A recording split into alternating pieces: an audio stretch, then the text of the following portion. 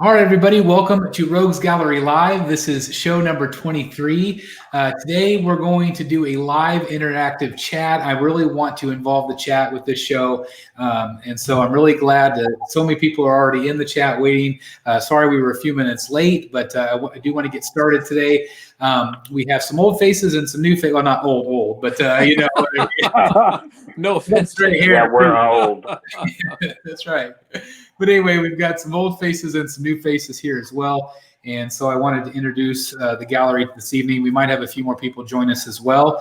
But as always, with us, Mr. Jeff Morris is in the house. Woo. Good evening, everyone. Woot, woot. Good evening. We also, of course, have from Wayne Manor North, Mr. Dan Default is with us. Hey, guys. Glad to be here. Thanks, Chris. Absolutely. And some faces you might not be too familiar with, but I wanted to share them with you tonight. They have just started their own YouTube channel. They are Flash Nose Collectibles, and this is Fabian and Gabby. Welcome to Rogues Gallery Live. Thank you. Thank you. Super honored. Really blessed to be here, honestly, talking to you guys. That's awesome. And so one of the big things that I love to do is I love to have other channels on here if possible, because I like to share all the other great content that's out there. We've had so many great video creators on the show, from Mr. X and Atim, and of course, like George from MCE. So many great people have been on the show, and they put out really great content. And so I saw your videos the other day, and I know you just started. I think you have just only a couple videos so far, but I wanted to, introduce you to the YouTube community, the collecting community, if people haven't found you yet, and tell us a little bit about your channel, what you do, and where people can find you. Yeah. So first of all, the channel's called Flash Nose Collectibles. It's definitely something that, as many of you guys on the YouTube community have built your own channels, I want to be part of that world as well and interact much more with the community. I call it Flash Nose because my favorite character is the Flash, and then also my favorite villain is Thanos. So because of that, Flash Nose, I kind of created that. And if you go to my YouTube channel, Flash Nose Collectibles, you can see like a logo that I created of like the Flash and Thanos' gauntlet right there. And no, it's just something that we want to do. We love this hobby. I think about maybe 4 or 5 years ago, I really started getting into the whole, hero world, if that makes sense. And I was never into comics. I do read some comics online and watch a lot of YouTube videos on just reviews of comic books, but never got into physical paper of comics. And then just been collecting for about 2 years. And actually, Gabby got me into collecting. She bought me a 1/10 scale Hulk. It was an accident. And it was not what I was expecting at all. So she kind of screwed me there because obviously you know what it turns into. When you start small, you want to start adding more pieces, and then pretty soon I had like 25 1/10 scale figures, and then after that I got bought my first 1/4 scale, which is Apocalypse, the Sideshow Apocalypse that I say almost everyone has. And then after that, just buying. I just got the Prime 1 Venom, XM Venom today. Tomorrow I get a custom Flash. On Friday I get yeah, exactly. On Friday I He's hooked. He's hooked, yeah, big time. And within the last year and a half, within the last year and a half, I think I'm at like 22 or so 1/4 scale pieces, and then I've got another 12 in pre-order, which is scary because of space, not necessarily from a financial perspective, but because of space. I've learned really quickly that that's the pain of us, I guess, And running out of room. We tried to make more room, then we made more room, and now we're running out again. Yeah, exactly. So. But the channel really is a way for me to post the excitement that I feel and that we feel when receiving a new piece and opening it and sharing it. And I know that I've seen every single review of every single statue that I own, and I wish there was more of every statue, and that's the truth. So I want to be able to give that to other collectors as well. And I'm pretty sure many other YouTubers that do the same thing, they feel exactly the same way. So that's kind of a story. That's awesome. Well, let's hear from Gabby a little bit. Gabby, what does collecting mean to you? It sounds like you kind of started this whole thing, and it's cool to see couples collect together. I really, really like that. I wish we saw more of that in this hobby. Tell us a little bit about what inspires you to collect.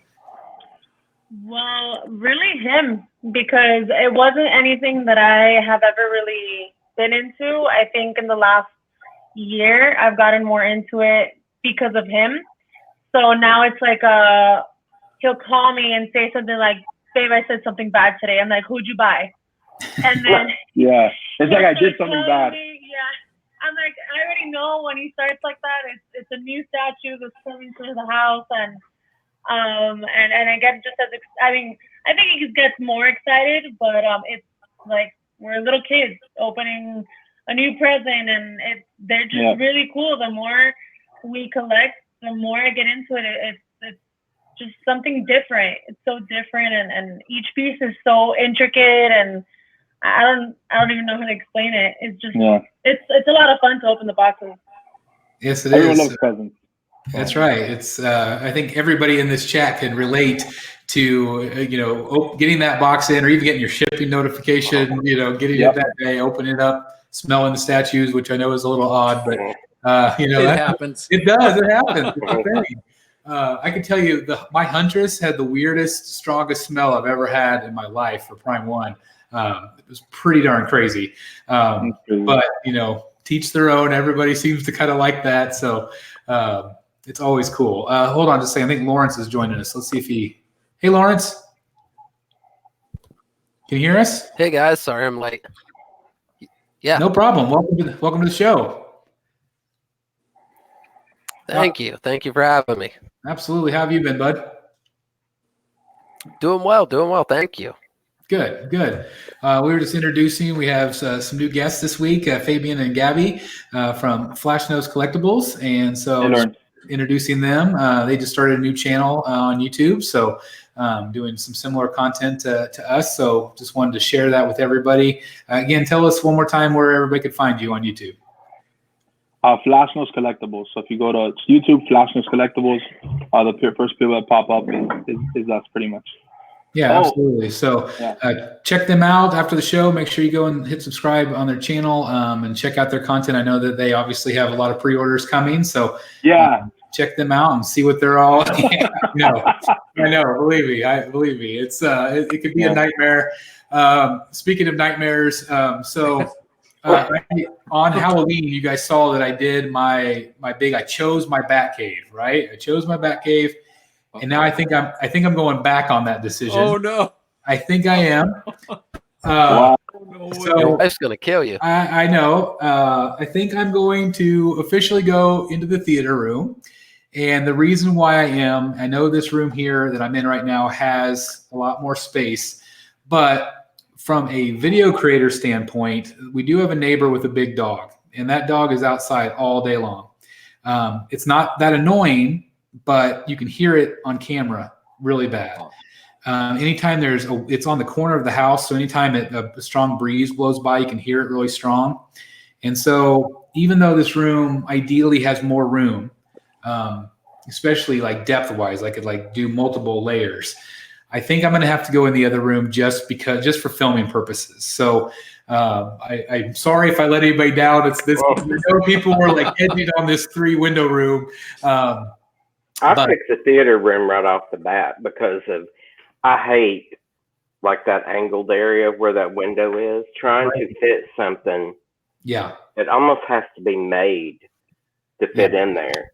Yeah, and that's kind of what I'd much rather just have a box shape or a rectangle shape. I was thinking about possibly, doing a complete build-in covering the windows, but even so, it's still a weird angle. And so I thought so too. The first time I saw it, I was gonna be like, that's gonna be difficult to fit in. It's got to be custom shelving, etc. So again, I really feel like I can still fit a whole bunch of pieces. I like the look of the theater room. I go in there and I feel like it's home. So it's still my favorite room, and so that's where I'm going. I'm going to be in there probably a couple years, and if ever things change or life changes in 2 years' time, if it gets to that point where I need to move back into this room, I might. Maybe this dog will have moved away or something. I don't know. But I just, filming purposes, trying to do reviews. I did filmed a review before this, and I had to wait for like 40 minutes because the dog was barking. So that's just what I'm going to have to do. So anyway, so tonight I want it to be about the audience. I want it to be about the people in the chat. So I'm going to give a shout out to everybody in the chat that's with us already. And what I want you to do is I want you to ask questions that you would like to ask the panel. I'd like it to be kind of chat driven tonight. We do have some standby topics. One of those is I would like to maybe talk about the possibility of a Joker sequel. I think everybody in here, is everybody in here now seeing the Joker? Yeah. Yep. Okay. Yes. Okay, so everybody, we might talk a little bit about spoilers, but really, I was talking with Dan in our messenger group yesterday, and just coming up with that topic of, hey, let's just talk about the sequel, the idea of the sequel, and if we like that or not. Also, maybe some of the new Batman movie casting this week. So we'll get into that in here in a little bit, and then at the very end of the show, I do have a big announcement, and I'm excited to announce those things. So stay with us until the very end, and you'll find out what's going on. But anyway, I want to give a shout out real quick to people that are in the chat.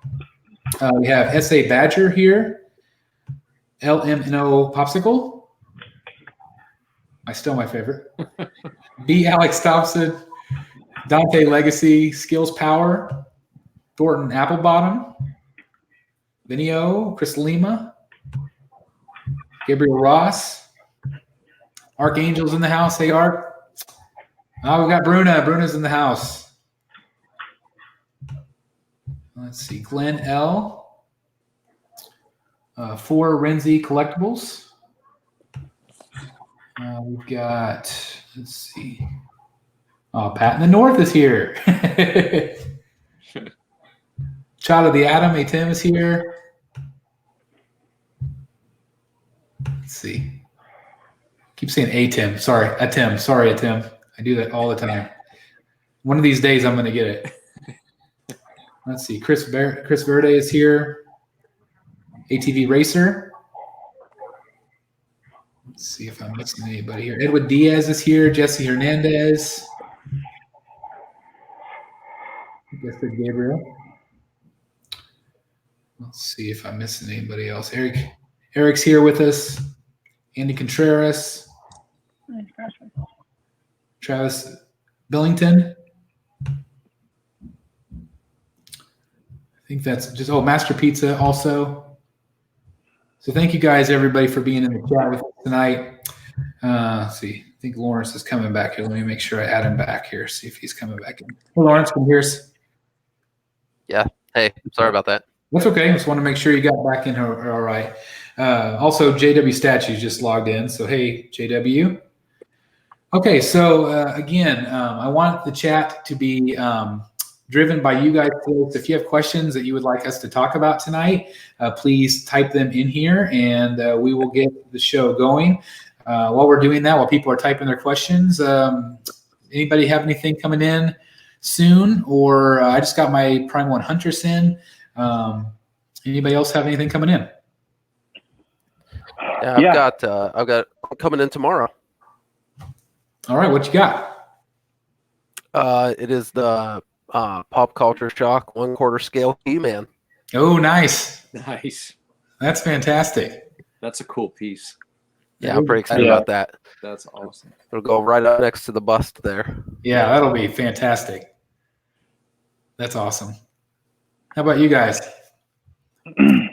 So I walked in with a FedEx box. You can probably see it here, actually. See Nice. that? It's 50 pounds of Venom.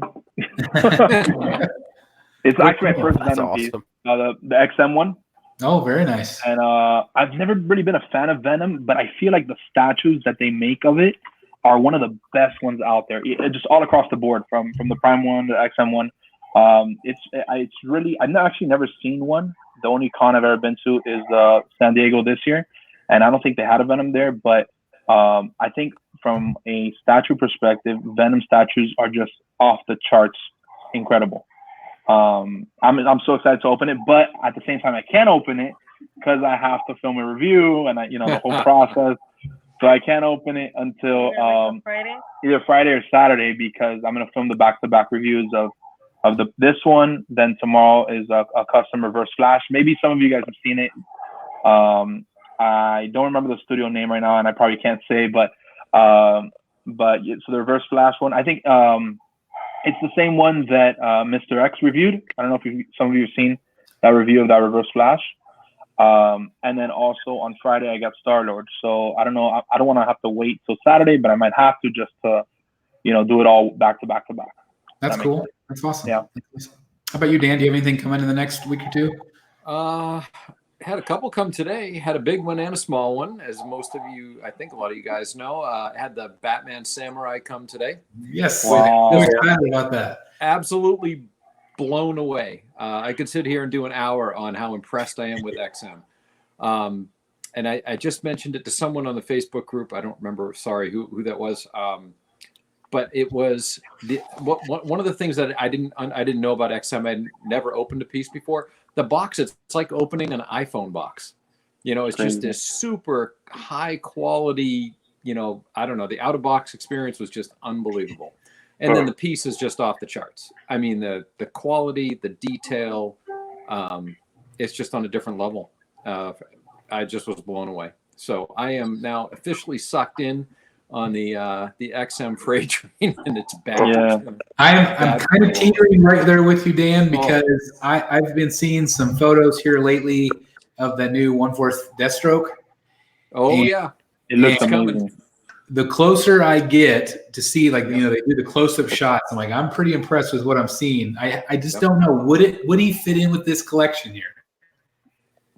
I don't know. Yeah, I don't know. I've kind of, the Prime one, it's a good thing that they slowed down on the Arkham line, because from a space standpoint, I have to say that the quarter scales, it is so much nicer to be able to, there's so many more options in my room, at least with quarter scales. So I'm happy. The third scale certainly act as, I don't know, centerpieces, if you will, in the collection. But anyways, so I had that. I got my Sideshow, the Rancid Apple came in today. Oh, so nice. That's great. Yeah. Those things are cute. Use points to get those. I have the, I think over the next day or two, the Batman Who Laughs cowl. Okay. Is coming in. Yes. So that one's coming in. And then my second XM piece, end of next week, I believe, which will be the Joker Rebirth 1/6 scale. Yeah, I got that one to go with the Harley. So nice. Yeah. So you collect across the board all scales, pretty much. Mostly quarter and third, but the 6 scale Harley I really liked. I have a spot just kind of that fits that size in my display. But for the most part, quarter and third. Now, Dan is going to be doing a kind of a special series for us. He's going to be doing some of the Batman black and whites. Yep. I posted a question in my group today, because now that I'm going in the theater room, I have those bookshelves. And I saw that, Chris. I could imagine the black and whites on that white bookshelf. I think it looked fantastic. It will look awesome. And that's where I put my black and whites. I've got a fairly good sized bookshelf on one side of my room. It's about 12 feet long, and it's 2 and 3 levels of bookshelves.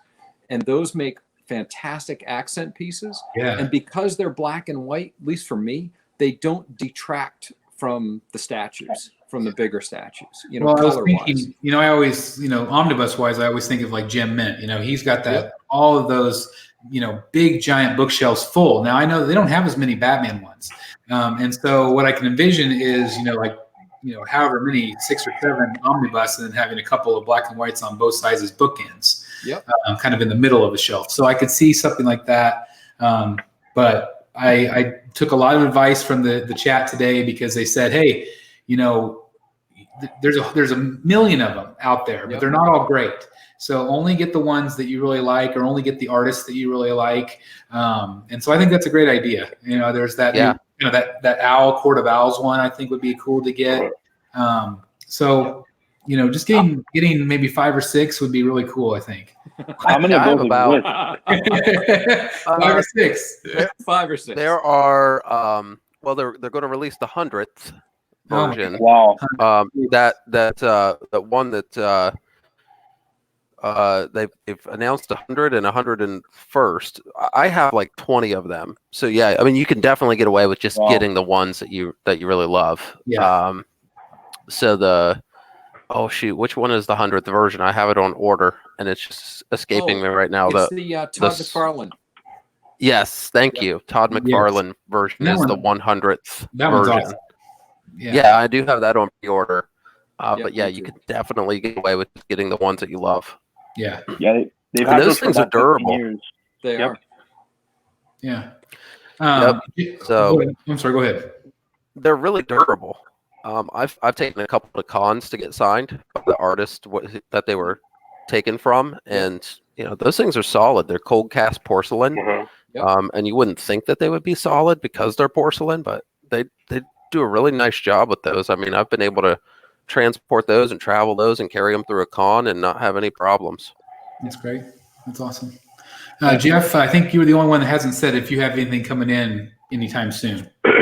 I got shipping notice for the Alex Ross Justice League. Oh, nice. Oh, yeah, that's awesome. That is fantastic. We've got a big Alex Ross fan in this chat right here. Mr. Dan. Mr. Dan's a big, that's a great piece, Jeff. You have a spot picked out for it, I assume? Probably in the next room where the TV is. Yep. That's the only walls that are open. This room is full. Yep. That's awesome. But I just got this one. I love art prints, man. They're so fun. Oh, yeah. Especially if you can pair it with a piece. Oh my God, look at the size of that thing. Wow. That is awesome. That is beautiful. That's awesome, dude. Wow. Did they frame it or did you have it framed? I took it to Michael's. It looks beautiful. That's smarter. Are you doing the same thing, Jeff, with the Justice League piece? I went ahead and got the framed, and I'm kind of glad I did because I paid more for the frame for this than the print and the frame from Sideshow. That's awesome. So it may be different as far as quality, but it has a similar look to it. The black frame, black mat with that red accent. Right. So I've had really ordered good this at when San Diego Comic-Con was Yep. going on, and I just got it. So it took a while to get it. They apparently had a problem. They were damaged in shipping, and they had to redo them. Oh, wow. So, wow. Well, I've had really good luck with Sideshow frames. I think they look fantastic. They, you know, the quality of the plexi that they use is really good in terms of, you know, clarity and, you know, the reflection on them is not bad, and yet I like them. I think they do a good job. That's great. Well, I've done an awful job of getting questions in from the audience, so let's put one up here. This one is directed to Dan and Chris, but also could be anybody. What is your favorite statue in your collection and why? Oh boy. Dan, do you want to go first? Oh man, sure. Oh boy, favorite statue in my collection right now? It's Batman Samurai. There you go. No, I mean, you know, if I'm being honest, it's probably the Jim Lee Batman. Probably has the most, you know, it's got a nostalgia component to it. He's one of my top 3 favorite artists. He's a pure representation of the character, my favorite character, and my favorite character that he's drawn. So, you know, like a lot of other people in this community, at least, that Batman Hush is one of my favorite Batman story arcs. And so there's just a lot of components and reasons why I love that particular piece.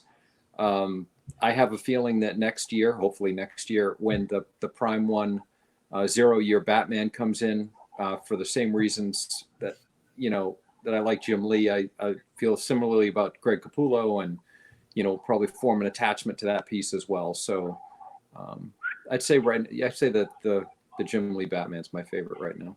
That's cool. I would probably piggyback on that. I keep looking at him and I really just love it. There are things about it that I don't. The crouchiness of him, I worry about the leaning, kind of. But just if you have him up high, there's just nothing that just makes a statement like this piece. So I'm right there with you. I would also say my Heath Ledger life-size bust is right up there. It's incredible. And still one of my favorite pieces is my sideshow life-size Batman bust. The original bust, I still love that piece. I think it's so iconic. I think it's really well done. So those three probably right now. I have a feeling the Bermejo Joker will be one of my new favorites when I get that. I think that'll be absolutely my favorite because I'm just very excited about it. But how about you guys? What's your favorite pieces in your collection right now? Honestly, for us, it's the last piece we get in. So I heard Gem Mint say that once, and I started thinking about it, and I was like, man, that's totally true for us at least. So we got the Juggernaut about a week ago or so, a week and a half ago. Yeah. And for about a week and a half, it's been our favorite piece. There you go. But since I saw it. yeah, I didn't get it on pre-order, and I really wanted the exclusive, and I ended up having to buy it after for a little bit under $100 more. So I got hit with that penalty, I guess, for waiting, for not taking the leap of faith. But then I'm possibly going to be getting the Silver Surfer, the custom one coming out of the black hole, and that big piece. So I think just by the look of it and the pictures and the videos I've seen, that's probably going to be my favorite piece for quite some time. Nice. And I should get in. Hopefully, I can find a way to purchase it within the next 2 months or so. Cool. That's awesome. Yeah. How about you, Lawrence? I would go with it's got to be between two. It's hard to pick one, as you all know. Certainly the 1/3 scale Iron Studios piece that I have is definitely up there at the top. That piece just has so much presence to it. It's so big. It's really kind of my version of Batman, kind of the way you guys feel about that Hush piece. It just has that same kind of presence, I feel like it does. And you can view that thing from any angle because it has different portraits, one looking up, one looking down. So if you have it lower, you put the head on it that's looking up. If you have it up higher, you put the portrait on it that's looking down. And you can switch out the mouthpieces. So it has a lot of cool elements to it with a lot of different switch outs and things that you can do as well.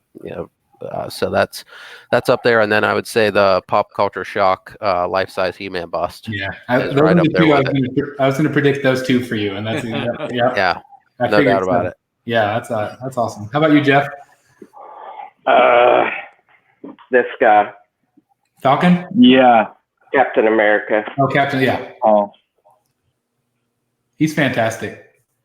Yeah. Really good piece. I'm anxious to get the new one. Yeah, I So can't. I'm going to put him by himself somewhere. Yeah, he's iconic by himself. I could see that. Yeah. With that pose. That's awesome. All right, well, here's another question coming in. Prime One Huntress has the best face sculpt I've seen in person. Which statue has the best face you've seen? Ooh, great question. That's a great question. It really is.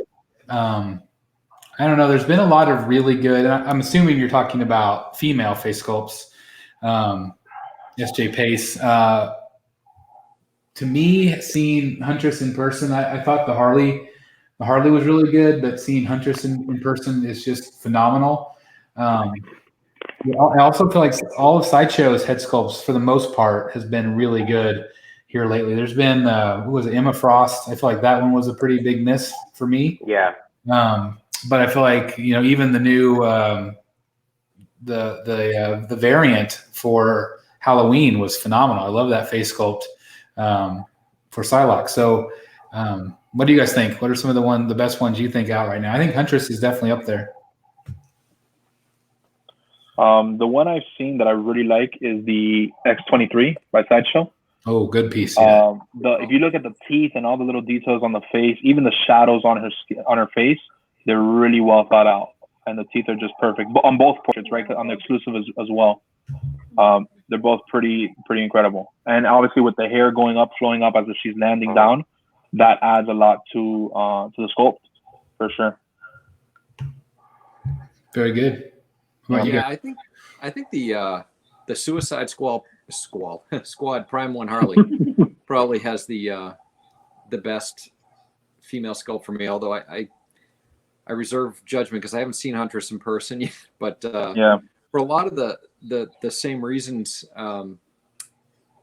as you guys were just saying about the Huntress sculpt, the X-23 sculpt, the Harley sculpt. I'm looking at her now.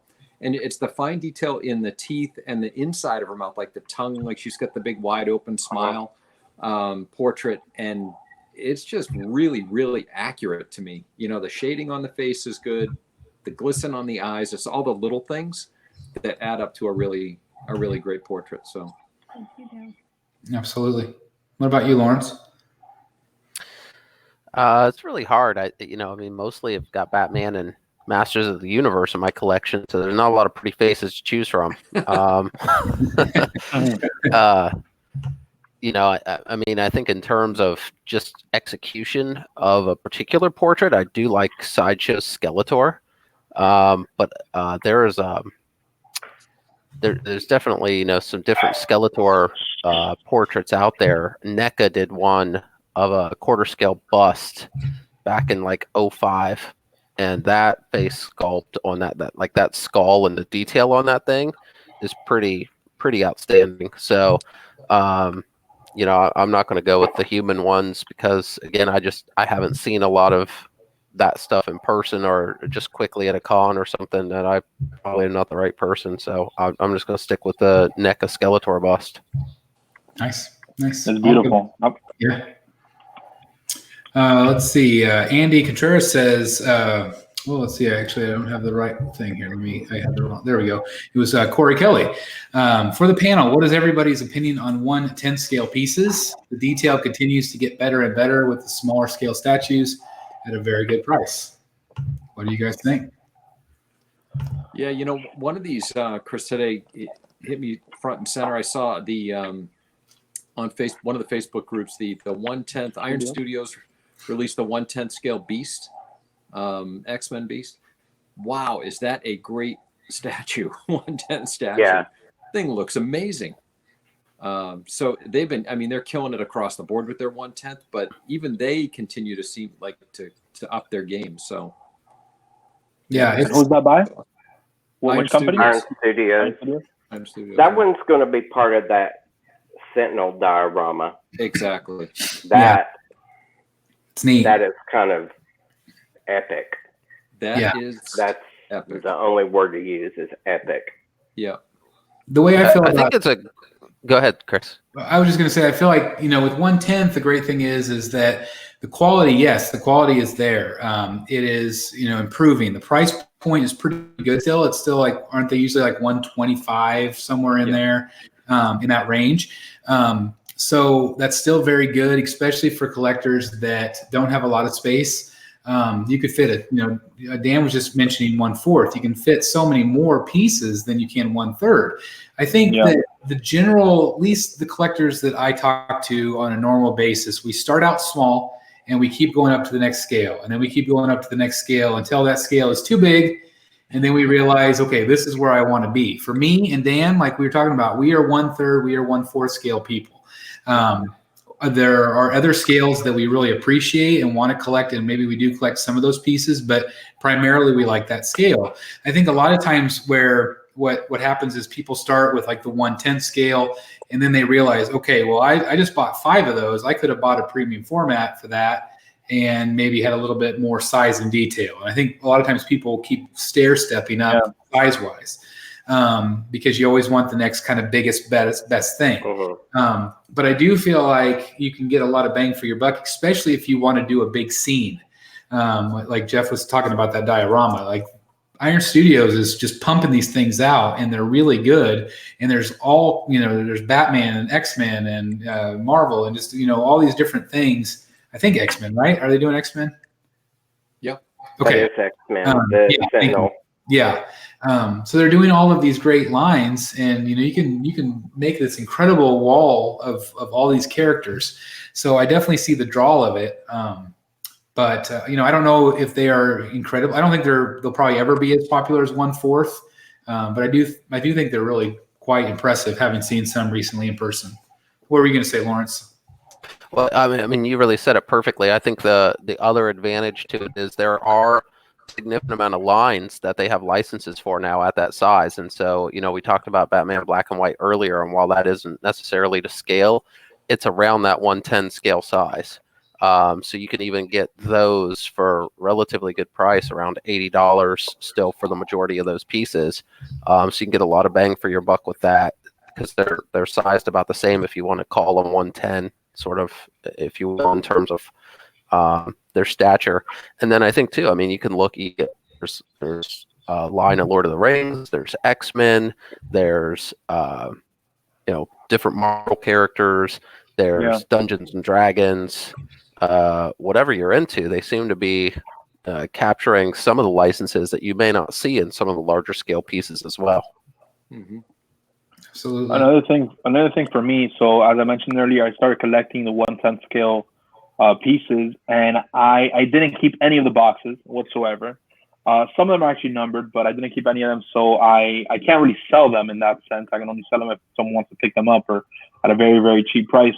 And I have it in the middle of my display. I don't know if some of you can kind of see that right there. Awesome. I think it looks good when it is. Uh-oh. It is all together, and I don't think I would keep it if I had like 4 or 5 of them. I don't think I would keep it if I had 4 or 5 of them. But definitely putting them all together, even though there's X-Men, DC, and Avengers and Marvel pieces there, I don't think I would keep it if I only had 3 or 4 of them. Definitely, if I have a lot of them and it's the scene, they're all facing the same way, it definitely feels like a piece in itself. And although if you add up the prices of all of these little pieces, it'll probably equal the same amount as a 1/3 or a 1/4. It still feels just cooler, like they're all going somewhere specifically all together, if that makes sense. So that's kind of the way I look at 1/10 scale pieces.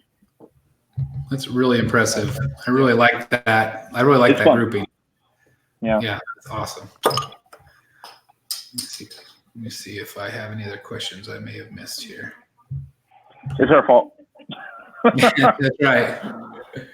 Dante Legacy says, waiting for Batman Ninja Deluxe order from Sideshow. Anyone have any idea of shipping date? Man, that is one I have not even seen, like, production in China yet. Nope. Nothing there yet. Let's see. See if we have. I think that's a 6 scale piece. You have the which one? The Ninja Deluxe. I think it's a 6 scale piece. Oh, okay. Yeah. That's awesome.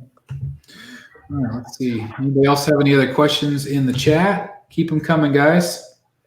One thing that so I've seen Dan's video, Wayne Manor North. I've seen your video of your Tesla, and I don't know if you remember. I had messaged you on Facebook because I also have a Tesla, a Model S. I don't know if you remember, and you added Fabian, some type that's of you. yeah. You Awesome. added a light to it when you open up the door. I think what was it, an Avengers? Yeah, it's Avenger 1. Yeah. Yep. Yeah, and I'm thinking about doing that. But installing it myself is probably kind of like the way you did. And I know that'd be awesome. So I'm thinking about doing a custom one where it says Flash Nose. Yeah, definitely. So when I open it up, it shines on the floor, That's awesome. Yeah, and it's a really easy message. Yeah, we should talk offline. I could walk you through it. It's super easy. Thanks, man. Yeah. That's awesome. Let's see. Benio says, Chris, did you end up ordering the 1/3 scale Bane? I have not yet ordered Bane. That is one that is still on the top of my list. I've been kind of waiting, obviously going back and forth with this Batcave issue, is trying to figure out how to display him. I feel like he's kind of like the Hush Batman. You have to display him up higher to really appreciate the whole figure. I think if you have him down too low, it wouldn't work. But he right now is at the very top of my potential pre-order list. I'll ask that of you guys as well. What's that one item right now at the very top of your pre-order list that for whatever reason you just haven't been able to click that pre-order button? I feel like Juggernaut was that one for us. Then we ended up. Yeah, Juggernaut was that one for us. I feel like Juggernaut was that one for us. And then we ended up just deciding to get it. So I think we were undecided for a little bit. I'm looking at the list now to see what there is. Yeah, I don't know if a lot of you guys have like a list like that. You just kind of, I don't know if you could see it there. I think it's just white. I don't think you can see it. It's just white dust. It's white screen. No, yeah. But I'm looking at the list. Very organized in terms of purchases and. That's cool. How about the rest of you guys? What do you guys think? Top of your pre-order list of what you haven't quite pre-ordered yet. We got a custom piece. It's 1/3 scale, and it's just because of the size. Just can't do it. Can't fit it. Yeah. For me, it's been all the Sinister Sixes, the 1/4 scale pieces. That's what it's been for me, and mainly it's because of space. I've had the opportunity to get it at a really good price, like Mysterio and Sandman and everything, but just the space doesn't allow it. So that's why I haven't ordered those. Obviously, they're not pre-orders anymore because they've all come out. But I really, if I had maybe one extra PAX unit, I would definitely get those. Nice. If we could fit an extra PAX unit. Yeah. We don't have any more wall. We live in an apartment here in Miami, and Miami real estate is crazy.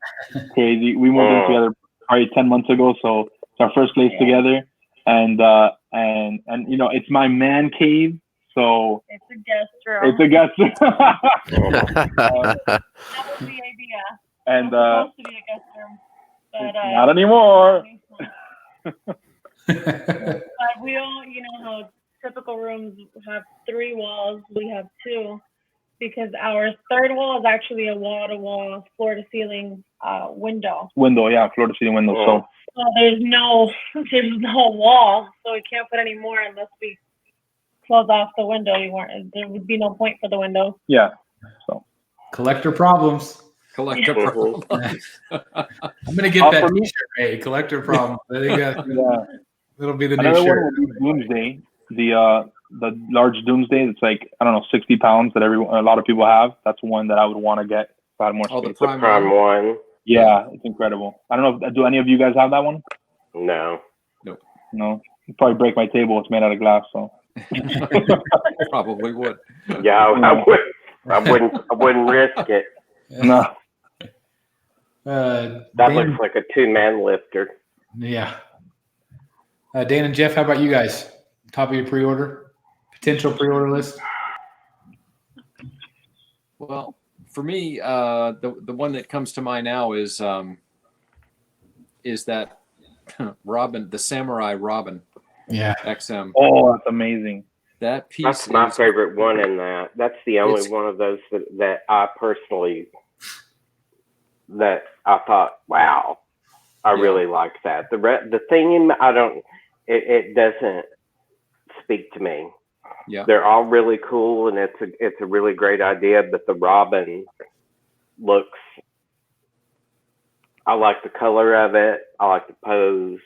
Yeah.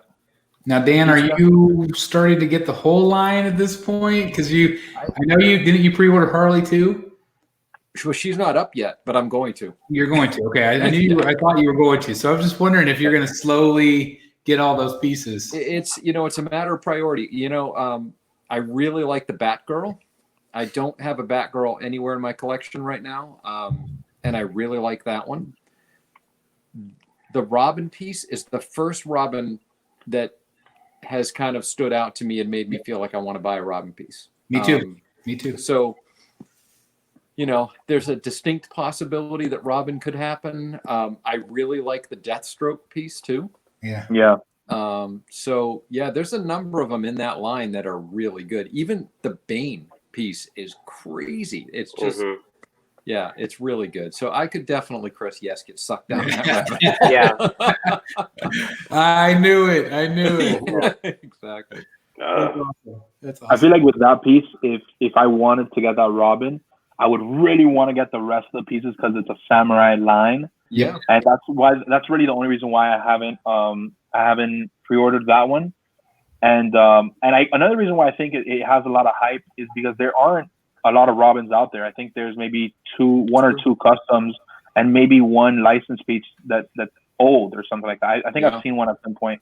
And so that's why it's definitely hyped up. I do wish that they made one, probably even with a very similar pose, with a slightly different base and a little bit less of the samurai elements, so that it's not samurai themed. And I think that would allow them to sell a lot more pieces, especially with those vibrant colors. If you see the pictures, the red and the green and the yellow of the cape is incredible. Yeah.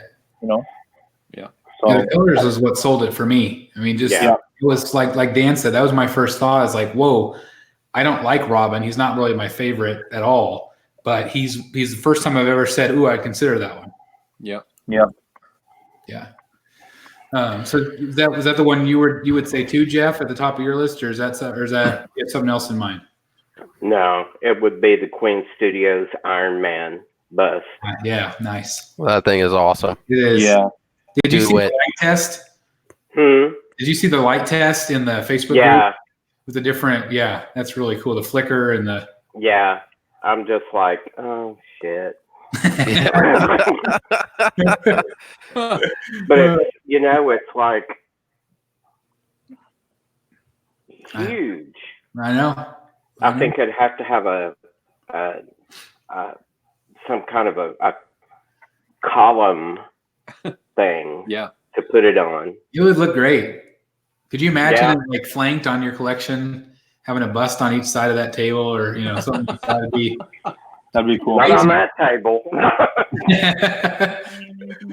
That's the Infinity War one, right? Yeah. Yeah, the one with the back piece. Yeah. The Iron Spider is incredible. I mean, I don't like that his head is kind of tilted. I wish it was more straight, a little bit more straight. But the Iron Spider is incredible. No, the bust. The bust. Oh, the bust. Yeah, the busts are everything the Queen Studios is putting out is amazing. I'm really anxious to see more about the Ben Affleck Batman. I think that is pretty awesome too. It'd be one I'd consider possibly, but of course I'm hoping they do a Dark Knight.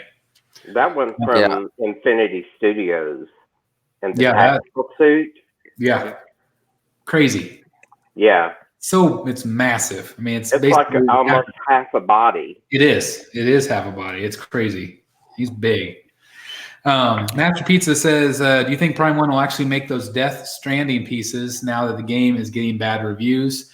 For those of you who might not be familiar with it, it's the half scale. They did 2 from this game. A lot of hype leading up to the game. I am not really familiar with the game, so I don't know if you guys know anything about it, but Master Pizza says it's getting bad reviews. So I think with anything with Prime 1, it's like, it's kind of a crapshoot. They get the license and they hope it does really well. But at the end of the day, I don't really know how many pieces they sell, especially at that price point. Like Alita. Yeah, I think you're right. I think it depends on their pre-orders that they get. I mean, I think Injustice 2 was fairly popular, but nobody ordered Aquaman, so they canceled it. Yeah. Right. So it's a fairly popular game.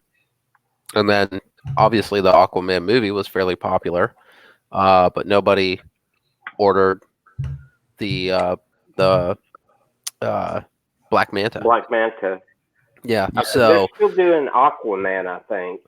Right, they are. Yes. They're canceling the Injustice 2 Aquaman and the Black Manta from the movie. I just think that it's their scale on a lot of these. Of course, the Injustice 2 is only quarter scale, but I think that version is a less popular version. And then I Yeah. think too on Black Manta, like Black Manta is a cool character, but who the hell wants a 1/3 Black Manta? Or who wants to pay $1,000 or $1,500 or whatever it was for a 1/3 scale Black Manta? Yeah. I just think that there are some characters Yeah. that work well at 1/3, but then you start asking people to pay $1,000, $1,500 for a B or potentially even a C character, you could argue, and it's just not going to happen. People aren't Well, going to do it. The thing is about Prime One, and that it's kind of a good thing and a bad thing. But I feel like Prime One, they are the company with that take the most risks in terms of the characters they create. I mean, bar none. Sometimes I'm shocked with who they create. And at the same time, you know that those characters, even though there's a lot of people that want them, there's probably a lot of people not going to buy them either. You know. But I think of like my Azrael, like my Azrael is incredible. I still can't believe they made him. But you can't find him, so he did really well. So again, although that was toward the beginning of that Arkham craze. And I think that like many of us, we still wish that they were still making them. And again, hopefully if they ever do come out with another Arkham game, that line will pick back up. But I am amazed by some of those characters that they do take risks with. But again, it's a crapshoot because they get the license and you just don't really know how a movie's going to perform. They created that entire Justice League line. I don't really know how well that thing sold, especially at that scale. And the movie tanked. So, the Batman has sold really well. Yes. And I've even considered trying to get one of those, but you can't even get it. You can't get it anywhere. Unless you want to, it might still be available at Prime One, but I don't want to pay $400 shipping. So, yeah, I guess it's just priorities, but I'm trying to stay away from. That was my hold up on it. I put it in my cart probably 40 times. Yeah. And looked at the shipping and then take it out. And I wish we could have had a video daily diary of just footage of you putting it in your cart and shaking your head and then walking away like 40 times. Yeah. See, that's one of your top of your list. It's one of the top of your list and a good reason not to do it. Yeah. Well, I mean, when you look at it, and then the shipping is as much as getting a premium format figure. I'm like, no.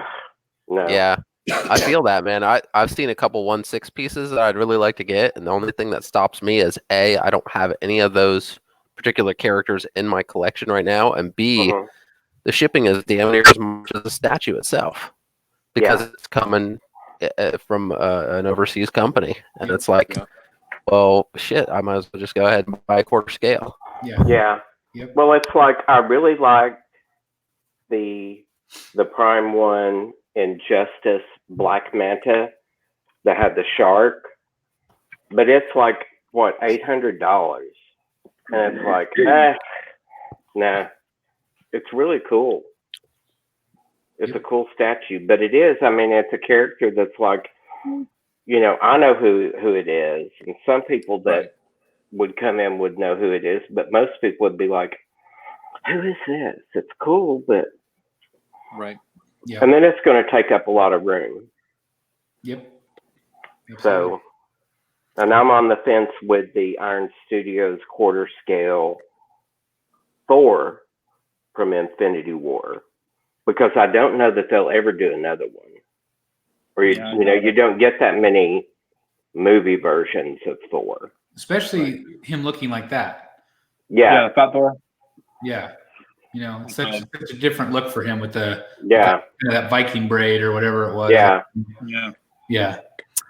This next question: what do you guys think about the Batman Shogun from XM? I think that's the one on the horse, correct? Yep. Yeah. Big horse piece. For me personally, it's a neat piece, but it's something I would never buy. But I do like the art style of it. What do you guys think? They're all cool. It's not something I would do, but it's kind of a thing. I feel like if you do one, then you need something else. Then if you get two, why not three?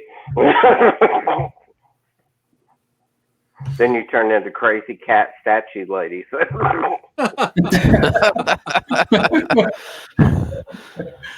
That's too funny. Renegade Biker 24 has a really good question. If you can find it and highlight it, Chris. Would you know how far back it was?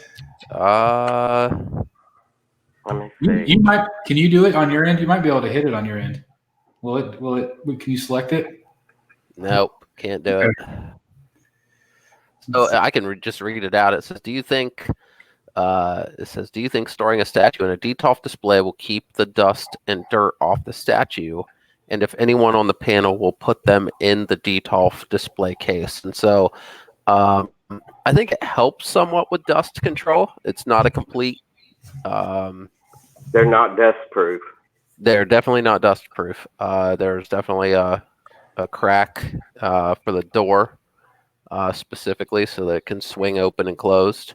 And so they're not 100% dust proof. I think it helps a little bit, but certainly not going to be a full dust containment thing. And me personally, I'm not putting anything over a 1/6 bigger in there. Two reasons. One, I like the way that the shelves are fixed, and you can certainly. There are a lot of people who do just use one row of the shelving and double or triple them up on the glass, and you can do that sort of thing. But my OCD won't allow that kind of stuff. Like, I don't know, those shelves are fixed, and I like the fixed spacing on them, so I wouldn't put anything bigger than a 1/6. And I do worry about the weight. I know a ton of guys do it, and it works for them, and that's fantastic. But it's just not something I'm comfortable doing. Yeah. The thing that scared me about them, I still have mine. Mine's right here, sitting here, and I'm just waiting to like get rid of it. I do like the idea of it, but like every time I would walk by it in the Batcave, like the whole thing would like shake and rattle, and you could see the metal, the front, the wobble. Like that scared the crap out of me. And I didn't have hardly anything heavy, but like you said, seeing some of the people, what they put on these things, I'm like, oh my God, it terrifies me. But I know some people love them and they have their entire collection in them. I had one and had Hot Toys in it, and mine did the same thing. Anytime anybody, if you went in the room, something would turn over because it rattled and it sounded like the glass was going to break. So I gave it away. It's gone. And I wouldn't even put Hot Toys in it because something would always turn over. B. Alex Thompson says, mine have kept dust off for nearly a year, but lately I've noticed some dust on the lower shelf. That's pretty impressive to me. Yeah. The whole entire door, there's a hole on both sides. And so that's pretty amazing that he hasn't had too many problems. That's pretty great. Yeah, I mean, I'm not dogging them, and a lot of people use them, and they look wonderful, and I love the look of them, but it wasn't for me. It just made me too nervous. Yeah. Andy Contreras says, when did the Joker Rebirth come out that everyone is talking about? Is it a Prime 1? No, it's XM Studios who did that. And it's, what scale is 1/6? 1/6. 1/6. We just had a guest review on the channel 2 days ago. So if you check out the Batman Statue Collector YouTube channel right here where you're watching the last video, great guest review. I think it looks really good. I did see it in person in Denver. And that whole line's really pretty impressive overall. I feel like there's maybe some misses in that line, but it's still a fun piece. I love the base. I think it's just a fun piece, especially if you collect 1/6. But yeah, XM Studios is who makes that. Let's see if there's any questions. So I've got the XM that Superman coming that I won, and their whatever contest it was that. So I'm anxious to get that. They showed some pictures on Instagram of the final head sculpt, and it looks really good. That may tempt me into the Batman Hush. I liked. If the blues were a little bluer. Yeah, it's a cool piece, and it's a nice size. Mm-hmm. Especially if you want a little bit of Batman in your collection, but not going to break the bank. Those price The of not- Tweeterhead Batman looks really good. I've been tempted by him. Yes, I thought about It's an getting awesome him piece, and the man. Robin. I saw him twice in New York, and I almost ordered it right away, and then I had to kind of reel myself back again. The scale, because I don't know about you guys, but when I see like a statue at a store, I always think it looks massive, and then I get back home and I'm like, oh my god, it was so tiny compared to like my 1/3 scale stuff. Like it's just, I don't know if you guys feel the same. And that Batman piece was like that, but it would have been half the size, as this Batman back here. But still a phenomenal piece. Yeah, I think him and the Robin, I thought about the two of them because they have that from when I started reading comic books in the early 70s when I was a kid. That's what they looked like. Mm-hmm. I have it. It's a fantastic piece, Jeff. It's really a top-notch looks piece. I have pretty it, the big. Joker. Yeah, I mean, it's high. It's probably somewhere around 16, 17 inch mark. I think it's 18. With him standing on the base. Yeah. So, yeah. But I love the look of it. Yeah, and I don't mind mixing scales. I know some guys don't like to do that, and that's perfectly fine too. I mean, to each their own. But I've got my 1/6 Batman and Joker sitting on the same shelf that the 1/3 scale sitting on. Yeah. And I have, for example, I have the Martian Manhunter by Tweeterhead sitting on the same shelf as 4, 1/4 scale sideshow pieces. So, and it doesn't look bad because the cape is so big, so it kind of eats up a little bit more space. I don't know if you guys know which one I'm talking about. Mm-hmm. Yeah, it looks. That's a great piece too. Tweeterhead knocked it out of the park with that whole. Yeah. Tweeterhead's been doing amazing stuff. Yeah. And Martian Manhunter is like my 5th favorite character. I wish there was. I know there's one custom piece out there or something like that, and I wish they had a 1/4 scale piece with license because I'm sure it'll sell pretty well, I think. You mentioned Tweeterhead. I do want to give a shout out to Chad, the owner of Tweeterhead. They have had horrible fires outside. They had to evacuate their home last week. California. So my thoughts and prayers are with them and that entire area because it's just been devastated with fires. So if you are somebody that's ordered from Tweeterhead, please give them the benefit of the doubt if they're a little late. Yeah. Right? Because they're still, dealing with real life, tragedy. So please bear with them. If Chad always tries to get to everybody's emails and stuff like that. He gives people his phone number all the time. So be patient with them. They'll get your stuff out. But just understand that they're going through a lot. So my thoughts are with you, Chad, and your family. Another question for me, Chris, do you still have your half-scale Heath Ledger? No, I don't. I did end up selling it because I got the custom Heath Ledger Joker.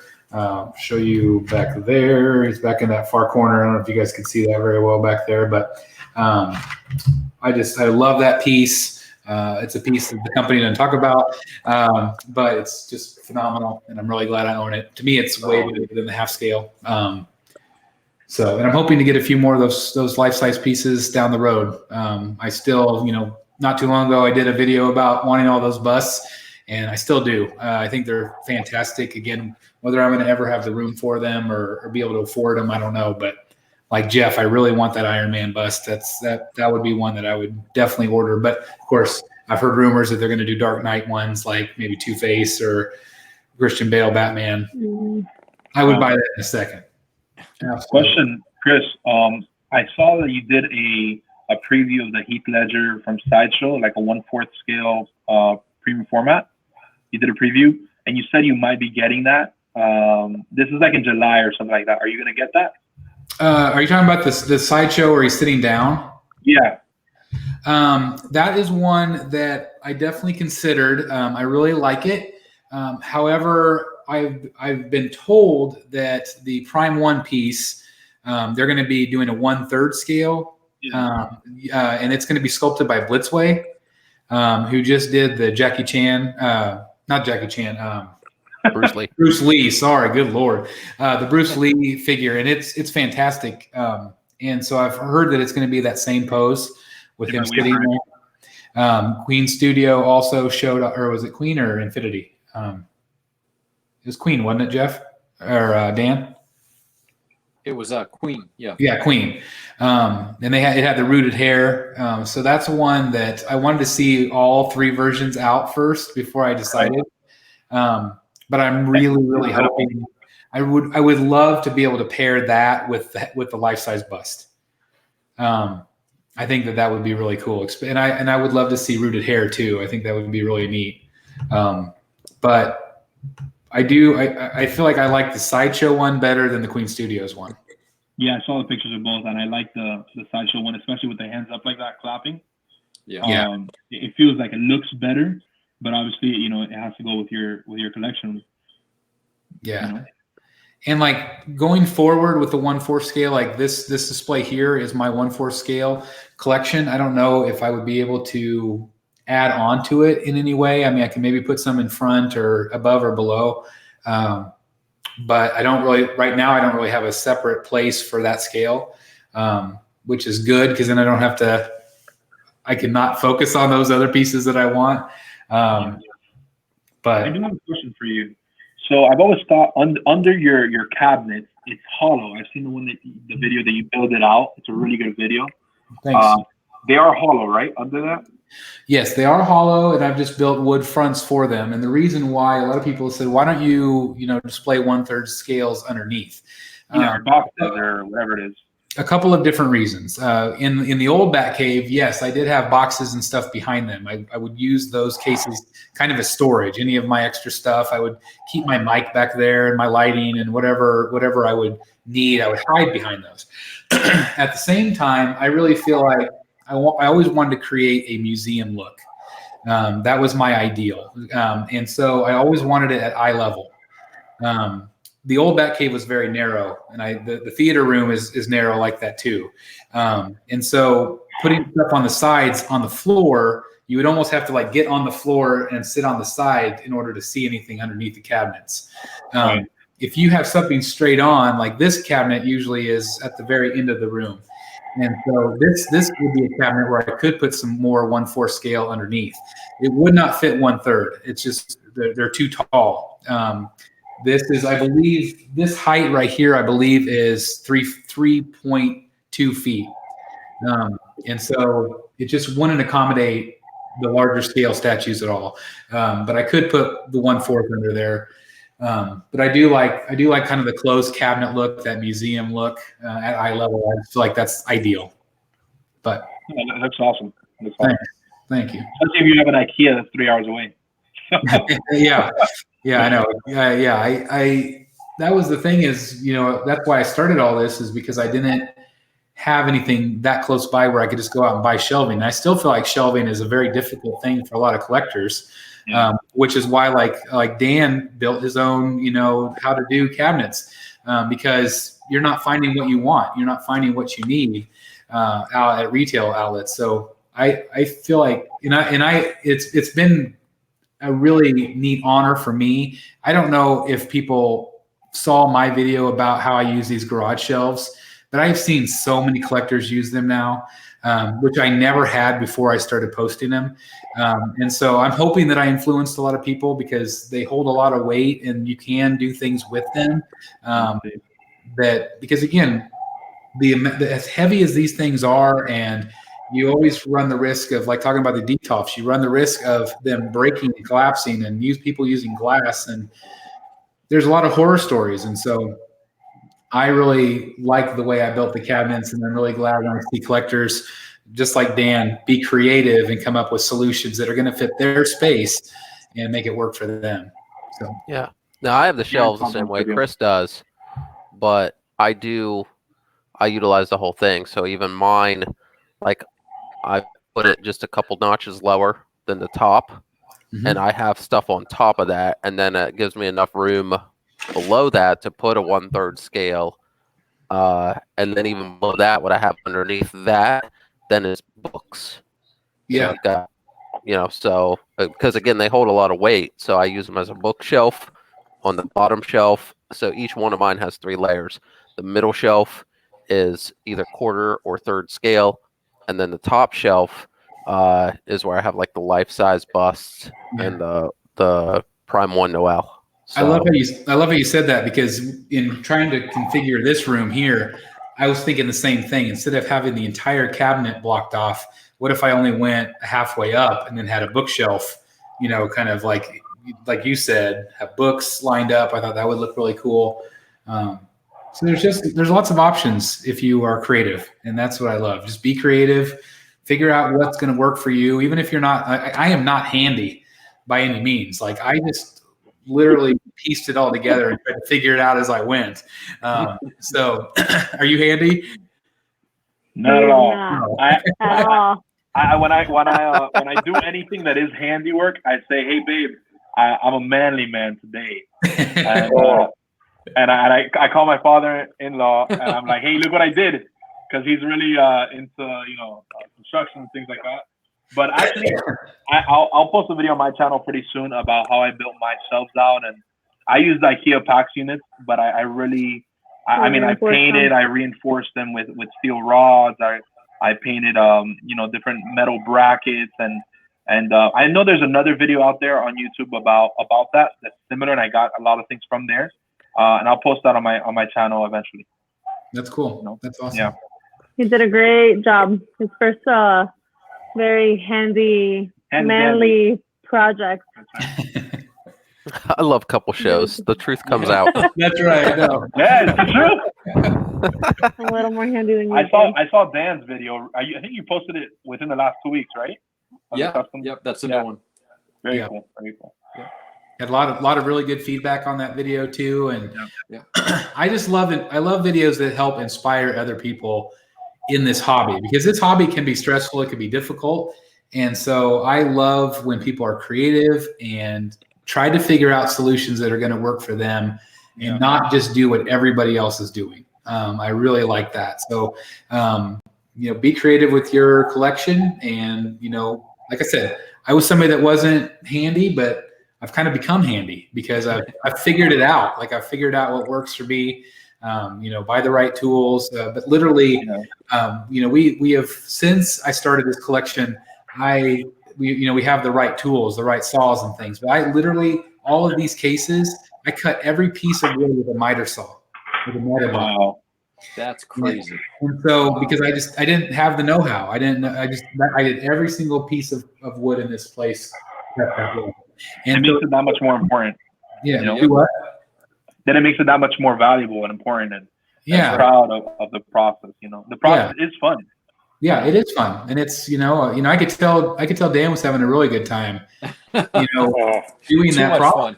But I could see your joy in doing it, and knowing that you built it yourself. Like, that's even cooler, I think, and because you're spending the time.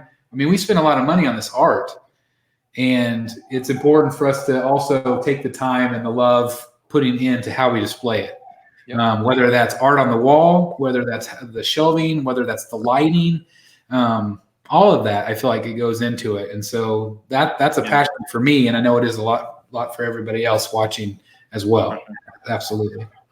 Well, I don't want to keep going too long. Let's go to our last topic for tonight. Let's move on. So the Joker, most of you have seen the Joker. If you haven't seen it by now, shame on you. Shame. Go out right now. What are you doing watching this show? Get out there and watch the Joker.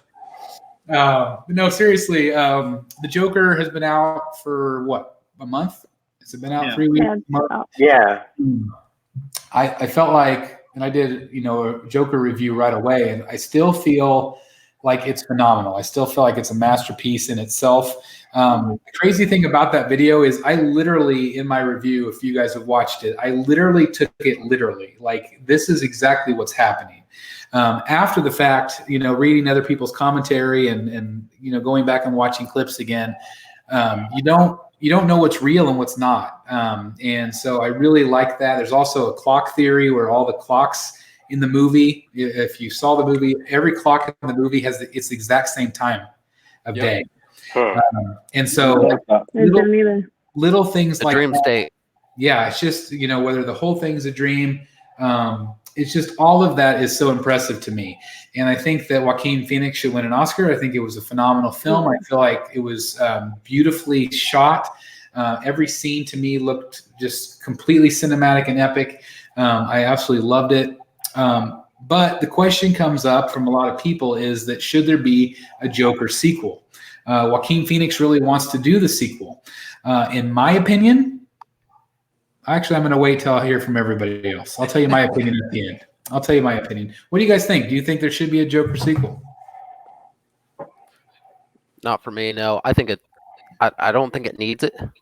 I don't think it would make sense to do it. I agree with everything you said. I thought the movie was fantastic. I enjoyed every bit of it. It's Joaquin Phoenix's performance was amazing.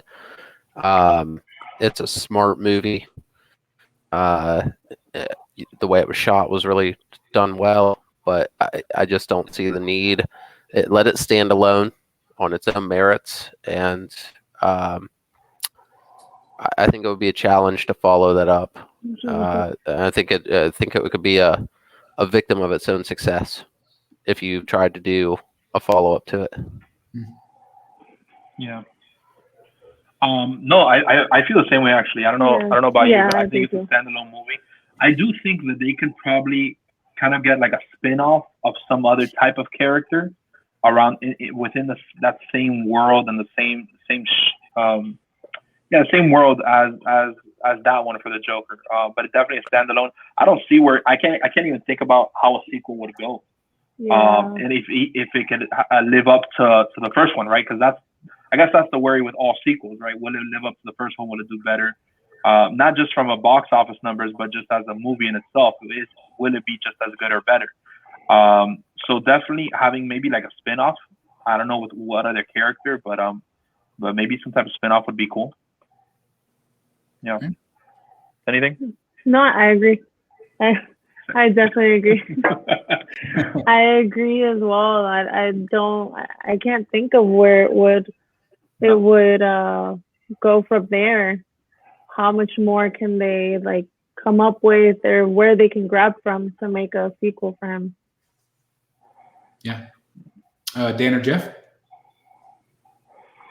I just saw it Saturday, and so I it definitely is kind of a thinking movie. It definitely provokes you to think. I did. I liked it. I don't. Do you enjoy it? It was so brutal. I don't know that you could get enjoyment from. I couldn't, but it was very good. It was very well done. And my thought was, how do you make a sequel? What do you do with it? How do you even put Batman in that world? How does that work? Yep. I kept trying to think, how do you do that? Because I'm a big fan of superhero movies and always think about what would I do. The only way that I thought that you could possibly put Batman into this world would be if you took the Joker character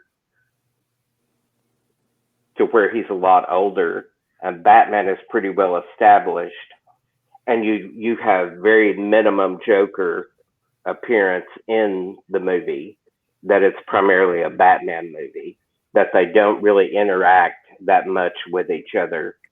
But I don't even know that could work. Mm-hmm. Dan?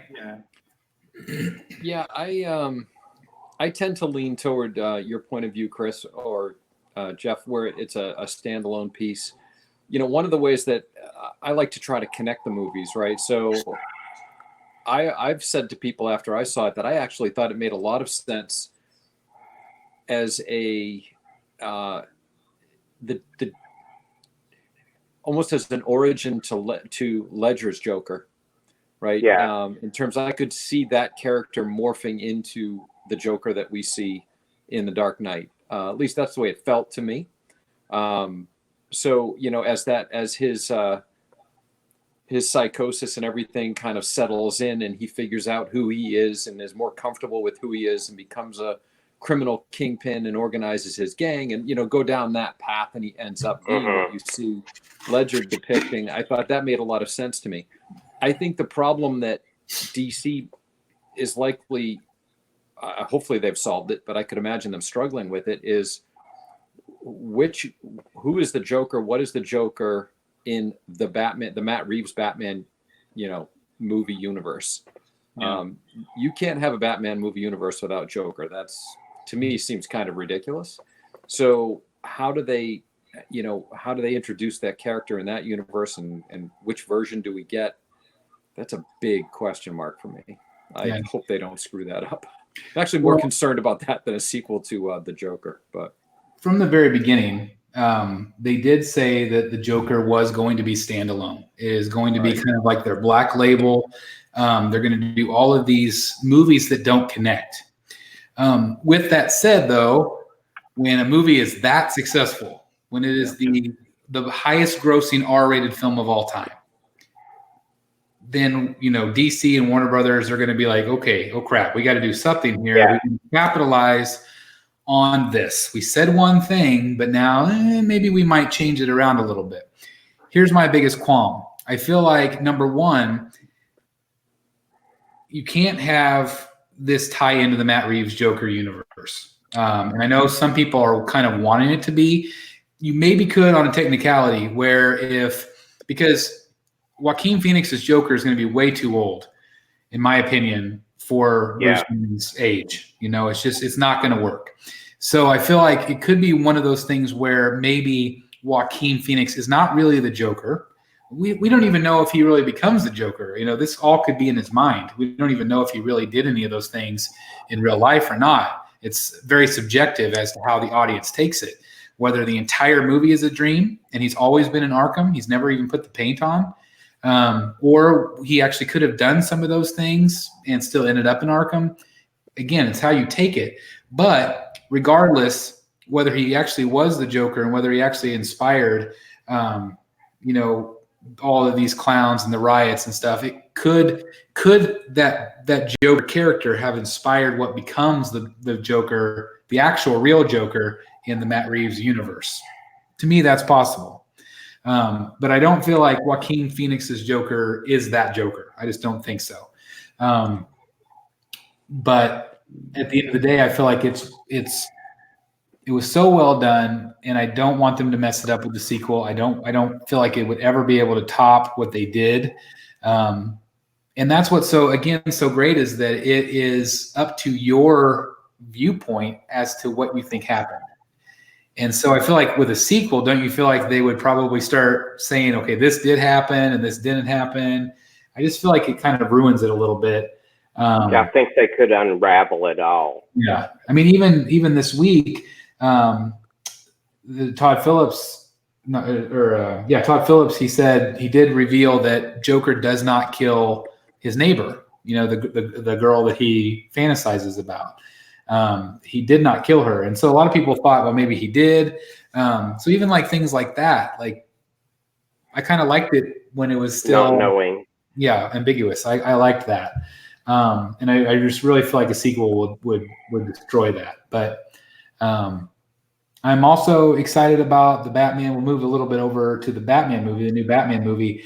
So some people were asking me about it today in my Facebook group. And one thing that I said is I have heard that the idea or the rumor going is that the story will be based, it's going to be like a film noir. It's going to be dark. It's going to be a detective story primarily, but it's going to be based on The Long Halloween.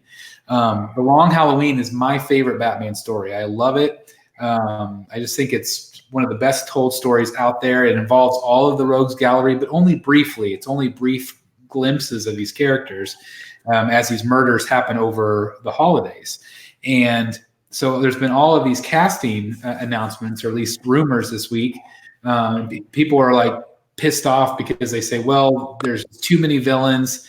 But I feel like if done right, if it's only a 5-minute scene with the Penguin or a 10-minute scene with Two-Face, and that's all we see because he's going through Arkham or investigating or whatever. And I like the idea of the villains already being established, which, how many times do we have to see an origin of these characters? I feel like it's overkill. If you don't know how Joker becomes a Joker, or how Two-Face becomes Two-Face by now, lift the rock up off of you and crawl out from under it because, it's time. But I do feel like the casting's been pretty good overall. I wanted to hear your thoughts. Some of the casting here lately, Matthew McConaughey as Two-Face, Andy Serkis as Alfred. That's the rumor this week. Zoe Kravitz is Catwoman. That's been confirmed. Also, I can't think of the actor's name for Gordon. He's in Westworld. Yeah. Or he was in Westworld, the show. He's good. I can't think of his name. Yeah. Is it Paul really Dano? That Paul sounds right. Dano? That might be right. Like that? Yeah, I think so. Of course, Robert Pattinson as Batman. And who else did they just say this week? Colin Farrell as Colin Penguin. Farrell. Yeah, Colin Farrell. So what do you guys think of this casting so far? There's been some positives, some negatives. I'd like to hear your thoughts before we wrap it up tonight. I love the castings. I think they're really good, especially Catwoman. I think it's a good casting. Kind of plays off the Halle Berry a little bit, if that makes sense. Let's hope not. No, let's hope not. But I'm just in general. And then also Pattinson. I don't know. He came out with a movie recently. I think it's out in the movie theater right now. It's like a black and white movie. The Lighthouse. The Lighthouse. Yeah, it's Lighthouse. I supposedly the scores on that from audience and critic perspective is incredible. So I know from an actor's perspective he's gonna kill it for sure, especially if it's not like a Batman, like a if it's more of a detective style movie for sure, he'll kill it. Overall, I'm excited about that. There it is. Jeffrey Wright is commissioner. Yeah, Jeffrey Wright. Yeah. Jeffrey Wright. How about the rest of you guys? Do you like the casting so far? I like Zoe Kravitz. I have watched the HBO series she's in, Big Little Lies. Mm-hmm. She's really good in it. She has this kind of quiet coolness to her that I could see for Catwoman. You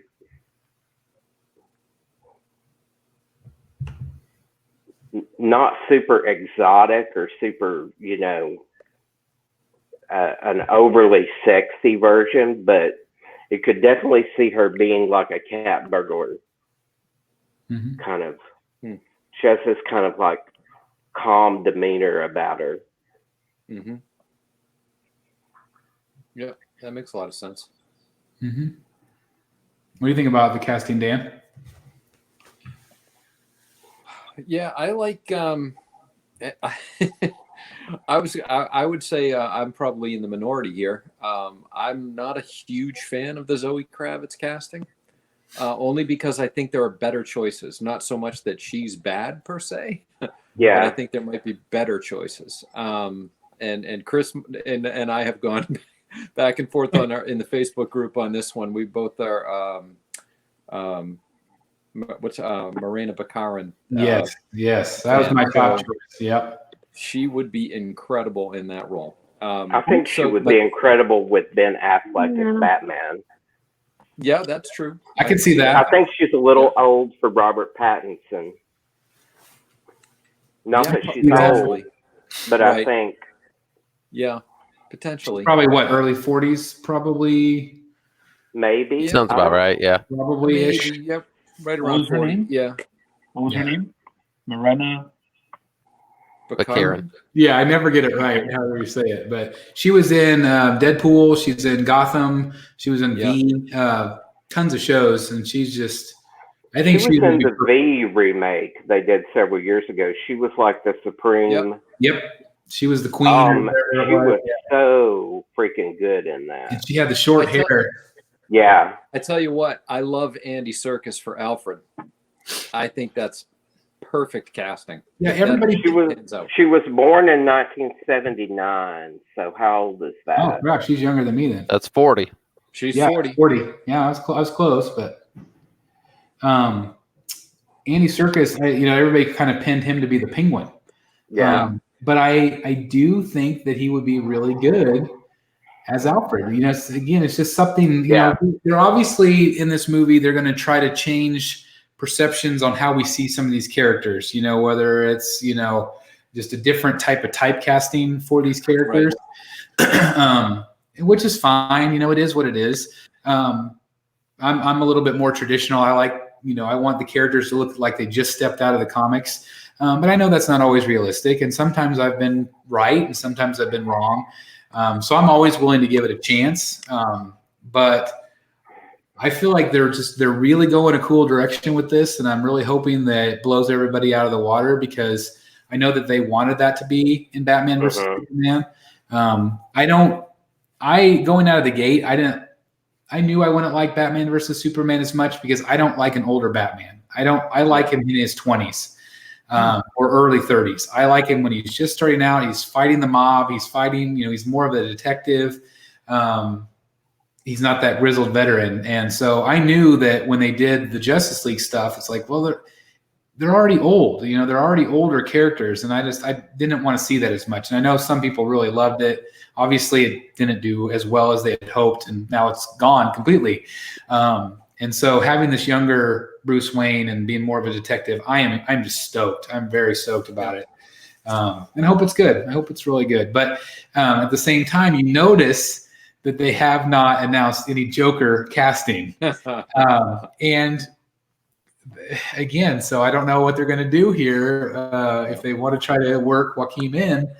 But at the same time, it'd be a big mistake. I'm hoping they get a new Joker. I hope they. Yeah, I do. I would agree. Yep. Yeah, I do. But you still have Aquaman and Wonder Woman. Yeah, which is weird, right? Yeah, it's weird that they canceled all the other characters. They need somebody to take over. They need one mind doing this. Yep. Yeah. One person. They need like a Kevin Feige to do this. Yep. I think They it'll be need a one while before collective you see thing. crossover with those characters, though. I mean, I don't think they have any intention of crossing over Aquaman's or Momoa's Aquaman to Batman, and you could cross over Aquaman and Wonder Woman because those existed in the same time frame, but I don't think that this Batman is going to connect to anything. Well, I mean, everybody, Wonder Woman was supposed to have came out this past summer, and then it's not coming out till next June. Yeah. So, and Aquaman, I don't know. I don't really know that there's a date for them to start doing another one. Well, I've been told that this is going to be a trilogy. It's supposed to open up this new universe. So whether that pans out or not, it really just depends on how well it does at the box office, because DC. Well, they're really bad to abandon ship at the least bit of rough water with something anymore. So Yep. Mm-hmm. Yep. And the rumors about the Joker movie was they kind of gave them the money thinking that they would fail. Yeah. At least that's what I've read a lot. And so, it almost now makes you, with that dark and gritty being so successful, it does make you wonder if that Snyder cut will get made after all, if they'll finally release it, because that was the dark and gritty version. They didn't want that version because they wanted happy and funny like a Marvel movie, and that didn't do well. So I don't know. Well, I think we'll kind of wrap it up for tonight. We've been going pretty long here. I did want to announce, thank you for everybody that stuck around for the show. I did want to announce that in 2 weeks, we will be celebrating our 3rd anniversary here on YouTube as the Batman Statue Collector channel.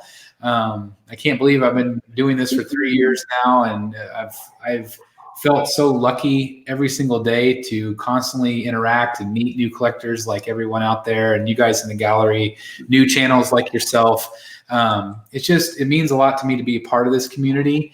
And so I want to celebrate. So we will do that live on Rogues Gallery Live in 2 weeks. 2 weeks from tonight, we're going to be doing multiple giveaways throughout the live show.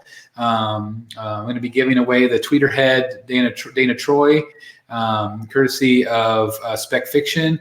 That's just one, and I'll announce the other ones as we go throughout the week. I'm also going to be giving away a Batman Black and White and some other DC pieces, courtesy of Sideshow Collectibles. So we're going to be doing a big giveaway. You just have to tune into the chat for that. I'll have some instructions as to what you need to do on your end. But basically, just tune in. Again, 2 weeks from tonight, Rogues Gallery Live, episode number 24, our 3-year anniversary big giveaway show. Please join us. Please be a part of it. And all of you guys, thank you for being on the show tonight. I really appreciate it. Thank you. Absolutely. It was nice to meet you guys Thanks. as well. And definitely check out Flash Nose Collectibles if you haven't done so already. I know some people in the chat already said they already subscribed. So hopefully support them. Again, to me, it's all about supporting each other in this community, being positive.